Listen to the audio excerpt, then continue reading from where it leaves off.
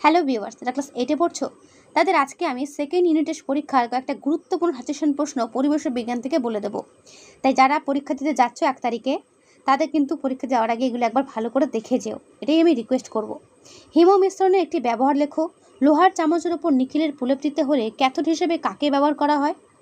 এসআইতে জলের আপেক্ষিক তাপ কত? গ্যালভানাইজেশন কি? এমন একটি রোগের নাম লেখো যার জন্য ফ্লাভি ভাইরাস দায়ী। বরফ গলনে লিনতাপ কত? যে সমস্ত পদার্থ রাসায়নিক বিক্রিয়ার বেগ বাড়ায় তাকে কি বলে? এই প্রত্যেকটা প্রশ্ন যা যা আমি বলবো ভালো করে দেখে যাবে। বলতে পারো লাস্ট মিনিট সাজেশন, ঠিক আছে, এটা বলতে পারো। তাই যেগুলো তোমাদের সামনে তুলে ধরছি এগুলো প্রত্যেকটা ভালো করে কিন্তু দেখে যেও।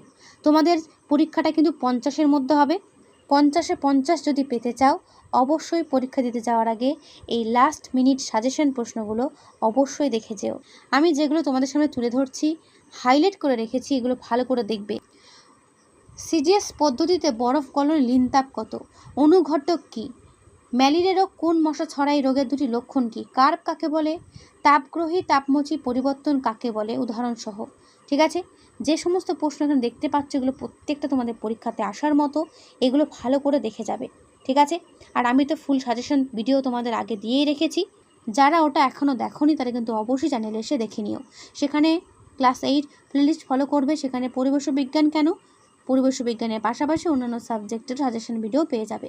ওকে, যদি প্রশ্নগুলো ভালো লেগে থাকে অবশ্যই একটা লাইক করো, বন্ধুদের কাছে শেয়ার করে দিও।